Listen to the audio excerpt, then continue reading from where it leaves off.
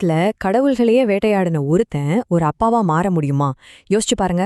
இன்னைக்கு நாம video game உலகத்தோடைய ஒன் ஆஃப் த பெஸ்ட் ஸ்டோரியான காட் ஆஃப் வார் 2018 பத்தி தான் பார்க்க போறோம். இந்த கேள்விக்கு அந்த கேம் எப்படி பதில் சொல்லுதுன்னு அலசி ஆராய்ஞ்சிடலாம் வாங்க. ஆமா, இந்த முழு கதையுமே இந்த ஒரு கேள்விய சுத்தி தான் நகருது. தன் கோபத்தால ஒலிம்பஸையே தூள் தூளாக்குன கிரீக்கு கடவுள்களையே ஒரு கை பார்த்த கிரேட்டாஸ் அவர் எப்படி ஒரு பொறுப்பான அப்பாவா மாறினாரு? நம்பவே முடியலல்ல. வாங்க, இந்த நம்ப முடியாத மாற்றத்துக்கு பின்னால என்ன இருக்குன்னு பார்க்கலாம். கிரேட்டாஸோட வாழ்க்கையை நாம 2 பாகமா பிரிக்கலாம். ஒன்னு கிரேக்க சகாப்தம், இன்னொன்னு நார்ஸ் சகாப்தம்.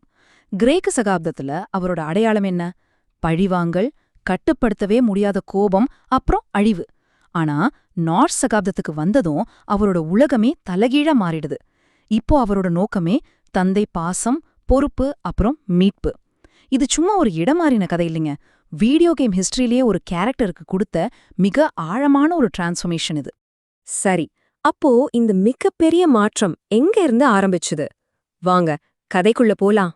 ஒலிம்பஸ் அழிச்சிட்டு தன் கையில படிஞ்ச கடவுள்களோட இரத்தக்கரையெல்லாம் மறைச்சிட்டு கிரேட்டாஸ் ஒரு புது வாழ்க்கையை தேடி வரார். எங்க? நார்ஸ் உலகமான மிட்கார்டுக்கு. இங்க தன் மனைவி ஃபே, மகன் அட்ரியஸோட தன்னோட உண்மையான அடையாளத்தை எல்லாம் புதைச்சிட்டு உள்ளுக்குள்ள இருக்கிற கோப நெருப்பு அடக்கிக்கிட்டு ஒரு சாதாரண மனுஷனா வாழ போராடுறார். ஆனா பாருங்க, கடந்த காலம் அவ்ளோ சீக்கிரம் விட்டுறமா என்ன? ஒரு நிழல் மாதிரி அது அவரை துரத்திக்கிட்டே இருக்கு. ஆனா அந்த அமைதி ரொம்ப நாள் நீடிக்கல. திடீர்னு கிரேட்டாஸோட மனைவி ஃபே இறந்து போயிடுறாங்க. சாகறதுக்கு முன்னாடி அவங்க ஒரு கடைசி ஆசைய சொல்றாங்க. அதுதான் அவங்க 2 பேரையும் ஒரு பெரிய பயணத்துக்கு கூட்டிட்டு போகுது. என்ன ஆசைன்னா, அவங்களோட சாம்பல இந்த 9 உலகங்கள்லயே உயரமான சிக்கரத்துல கரைக்கணும். இந்த ஒரே ஒரு ஆசைதான் கிரேட்டாஸ், அட்ரேயஸ் 2 பேரோட அந்த கஷ்டமான இமோஷனலான பயணத்தோட ஸ்டார்டிங் பாயிண்டா அமையுது. இந்த பயணம் அவங்களோட உடம்பு மட்டும் டெஸ்ட் பண்ண போறதில்ல, அவங்க 2 பேருக்கும் இடையில இருக்கிற உறவையும் ஒரு பெரிய சோதனைக்கு உள்ளாக்க போகுது. வாங்க, அந்த பாதையில அப்படி என்னதான் நடந்துச்சுன்னு பார்க்கலாம். பயணத்தோட ஆரம்பத்துல 2 பேரும் பக்கத்துல தான் நடக்கறாங்க. ஆனா அவங்களுக்குள்ள ஒரு பெரிய பனிமலை அளவுக்கு இடைவெளி இருக்கு. கிரேட்டாஸ்க்கு ஒரு பயம், தன்னோட கடந்த கால வன்முறை தம் மகன் மேல பற்றக்கூடாதுன்னு. அதனால பாசத்தை காட்டவே தயங்குறாரு. இன்னொரு பக்கம் அட்ரேயஸ் அப்பாவோட அன்பை எப்படியாவது வாங்கிரணும், நம்மள நாமளே நிரூபிக்கணும்னு துடிச்சிட்டு இருக்கான். அவங்கள சுத்தி இருக்கிற அந்த பனிக்காடும் உறைஞ்சி போன நிலமும் அவங்க உறவுல இருக்கிற அந்த அமைதியான குளிர அப்படியே நமக்கு காட்டுற மாதிரி இருக்கு. சரி, இப்படியே அமைதியா போயிரலான்னு நினைக்கிறப்போதான் ஒருத்தன் அந்த எண்ணத்தையே உடைக்கிறான். எங்கிருந்து வந்தானே தெரியாத ஒரு மர்மால் அவங்கள தாக்குறான். ஆச்சரியம் என்னன்னா, அவனை எவ்ளோ அடிச்சாலும் அவனுக்கு வலிச்சவே மாட்டேங்குது.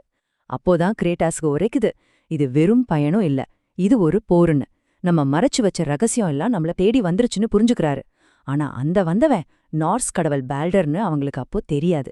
சோ இந்த பயணம் வெறும் மலை உச்சிக்கு மட்டும்தானா? இல்லவே இல்ல. இது மறைச்சு வைக்கப்பட்ட பல உண்மைகளை நோக்கிய ஒரு பயணம். கதையோட டேர்னிங் பாயிண்டே இங்கேருந்து தான் ஆரம்பிக்குது. கதையில ஒரு கட்டத்துல அட்ரியஸ்க்கு ஒரு விசித்திரமான நோய் கிட்டத்தட்ட சாகர நிலைமைக்கு போயிடுறான். அவனை காப்பாத்தணும்னா கிரேட்டாஸ் ஒரே ஒரு விஷயத்த செஞ்சாகணும். அது அவர் புதைச்சு வச்ச, அவர் வெறுத்த தன்னோட கடந்த காலத்தை திரும்பவும் கையில எடுக்கிறது. வேற வழியே இல்லாத அந்த இக்கட்டான சூழ்நிலையில தான் தன் மகன் கிட்ட உண்மையை உடைக்கிறாரு. நீயும் ஒரு கடவுள்டா, என்னைய மாதிரியே. ஆனா நில்லுங்க, கிரேட்டாஸ் ஒரு கடவுளுங்கிறது பாதி உண்மைதான். பயணத்தோட இறுதியில இடைவிட ஒரு பெரிய ஷாக் காத்துட்டு இருக்கு. அந்த சுவரோவியங்கள்ல அட்ரேயஸ் அவங்க அம்மா கூப்பிட்ட பேரு என்ன தெரியுமா? லோக்கி. ஆமாங்க, அதேதான். நார்ஸ் புராணங்களோட விதியே மாத்தி எழுத போற அந்த தந்திரக்கார கடவுள் லோக்கி. லோகிங்கிறது சும்மா ஒரு பேர் இல்ல.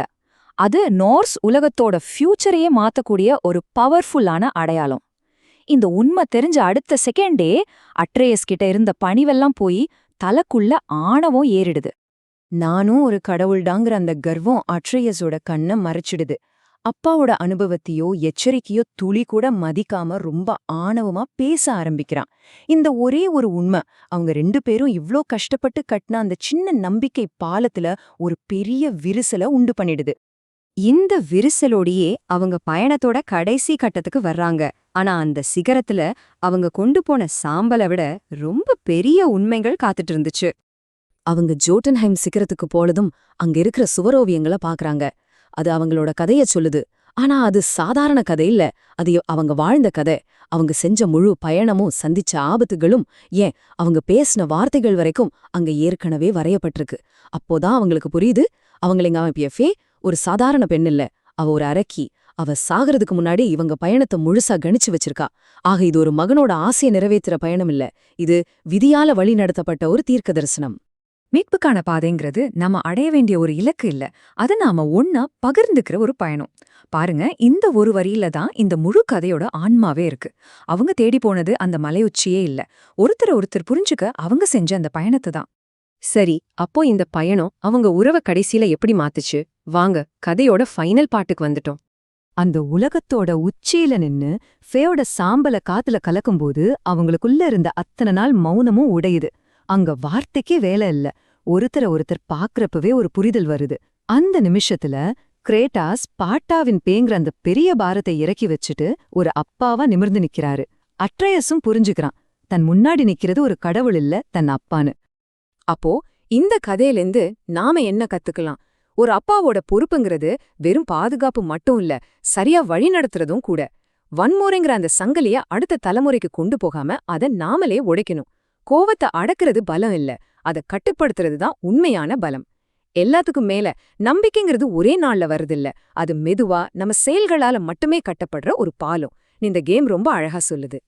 ஆனா கதை இதோட முடியல. அவங்க பயணம் இங்க முடியவே இல்ல. ஏன்னா கதவுக்கு அந்த பக்கம் இடியின் கடவுளான தோர் காத்துக்கிட்டு இருக்காரு. கிரேட்டோஸ், அட்ரையஸ் இல்ல கிரேட்டாஸ் மற்றும் லோக்கியோட இந்த பந்தம் பனியில பிறந்து நெருப்புல சோதிக்கப்பட்டிருக்கு. உண்மைதான். ஆனா இனிமேல் வரப்போற புயலை தாங்குற அளவுக்கு அதுக்கு வலிமை இருக்கா? இதுக்கான பதில் அடுத்த பாகத்துல தான்.